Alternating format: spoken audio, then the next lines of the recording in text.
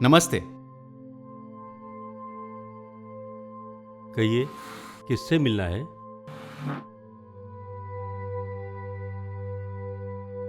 मेरा नाम सूरज है। आपको मेरे अंकल विशाल शर्मा ने मेरे बारे में बताया होगा, जो आपके अच्छे दोस्त भी हैं। हाँ, विशाल का तो फोन आया था। तो आप फिल्म डायरेक्टर हो? जी हाँ। कहिए, क्या काम है? एक्चुअली मैं लॉकडाउन के पहले एक फिल्म बना रहा था, जिसमें मुझे एक बुजुर्ग महिला की जरूरत थी जो दादी का रोल निभा सके। मुझे लगा शायद यहां से अगर कोई मिल पाता तो। देखिए, यह वृद्धाश्रम है। यहां आपको कोई कलाकार नहीं मिलेंगे। सब लोग दुखी हैं, अपने जीवन की कहानी से नहीं उबर रहे। वो भला आपकी कहानी में कैसे फिट बैठेंगे? और वैसे भी इस कोरोना की वजह से हम आपको परमिशन नहीं दे सकते। इस कोरोना की महामारी में हमें उनकी ज्यादा ख्याल रखनी पड़ती है। मैं आपकी बात समझ सकता हूं। इसी कोरोना की वजह से हमें आर्टिस्ट मिलना मुश्किल हो गया है, और वैसे भी मुझे सिर्फ एक ही दिन का काम है, और मैं आपको यकीन दिलाता हूं कि हम उनका पूरा ख्याल रखेंगे। प्लीज अगर आप मेरी मदद कर पाए तो। मान लो कि हमने इसकी इजाजत दे भी दी, पर मुझे नहीं लगता कि इनमें से कोई एक्टिंग कर पाए। उसकी चिंता आप बिल्कुल ना करें। एक्टिंग तो मैं करवा लूंगा। मुझे बस एक ऐसा चेहरा चाहिए जिसकी आंखों में बहुत दर्द हो, और मुझे उम्मीद है मेरी कहानी सुन के वो मना नहीं करेंगी। दर्द तो सभी की आंखों से छलक रहे हैं बेटा। अपने ही लोगों से सताए हुए हैं सब। अगर सबको एक साथ पूछोगे ना, तो आंसुओं की बाढ़ आ जाएगी। अरे हाँ, मुझे याद आया, अभी कुछ दिन पहले विद्याबेन आई है। बहुत दुखी है। हम लोग बहुत समझाते हैं, मगर इनकी आंखों से आंसू छलकते ही रहते हैं। हो सकता है आपको यह काम आ जाए। चलो, मैं आपको उनसे मिलवाता हूं। ठीक है।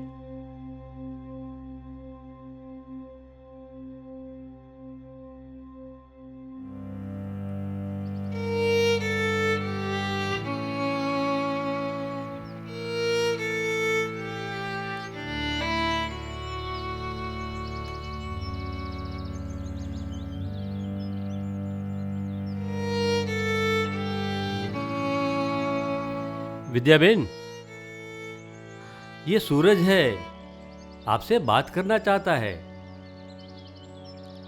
सूरज, सूरज, आप बात कर लो, मुझे थोड़ा काम है। जी सर।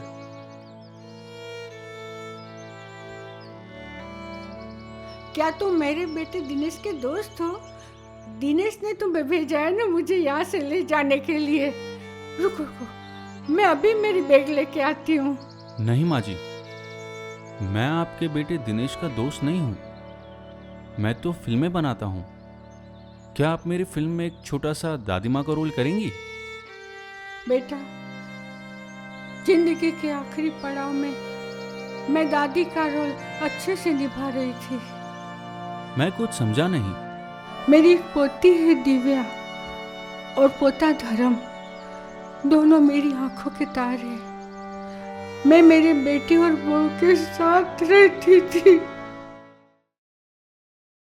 सीता मैया को ढूंढने हनुमान जी लंका गए, जहां रावण के सिपाहियों ने उनको पकड़ लिया।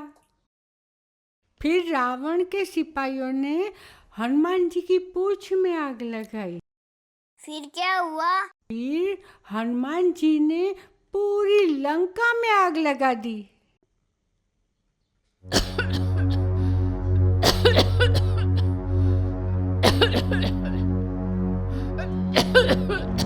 तुम दोनों को कितनी बार बोला है दादी के इतने नजदीक जाकर मत बैठा करो। पता है ना उनको खांसी की बीमारी है। तुम दोनों को भी लग गई तो चलो यहाँ चलो।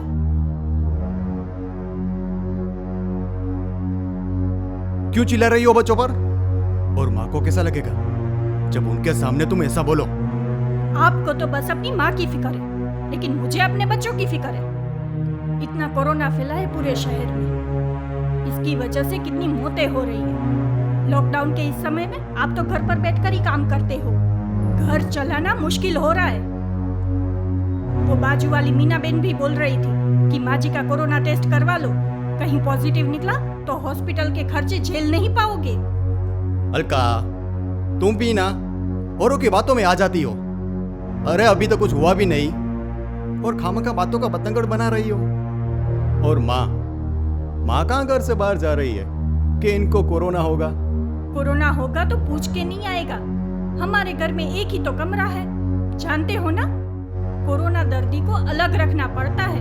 मैं तो कहती हूँ माँ जी को कुछ दिनों के लिए आश्रम छोड़ाते हैं। मुझे मालूम है तू किसी भी बहाने मुझे घर से निकालना चाहती हो, पर मैं अपना घर छोड़ के कहीं नहीं जाऊंगी। सुन लिया, इतने सालों से मैं ही नहीं संभाल रही हूँ और आज ये ही ना मिला मुझे। थोड़ा लॉकडाउन खुले तो मैं बच्चों को लेकर अपनी माँ के घर चली जाऊंगी, फिर है ना तुम माँ बेटे आराम से।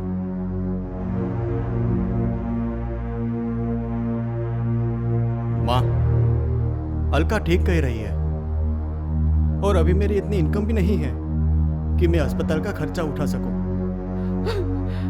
और माँ वहां आश्रम अच्छा है, सभी सुविधाएं भी है और कुछ दिन की तो बात है, बाद में हम आपको ले जाएंगे। बेटा, घर घर होता है और आश्रम आश्रम।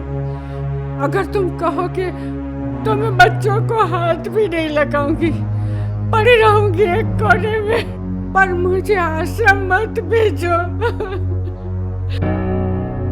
चलो माँ।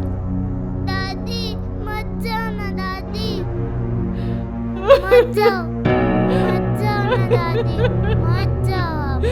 पापा मत भेजो ना दादी को।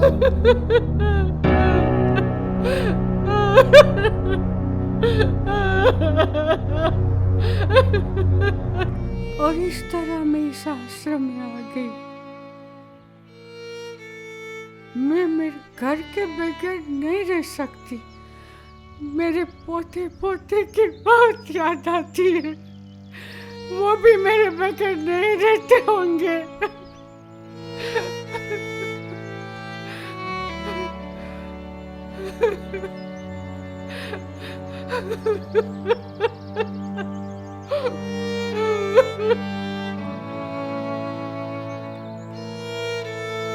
क्या हुआ सूरज? विद्याबेन फिल्म में काम करने के लिए राजी हो गई? नहीं सर। क्यों? उन्हें तुम्हारी कहानी पसंद नहीं आई क्या? उनकी कहानी में तो बहुत ही दर्द है, उनके सामने मेरी कहानी तो कुछ भी नहीं। मैं चलता हूँ, नमस्ते।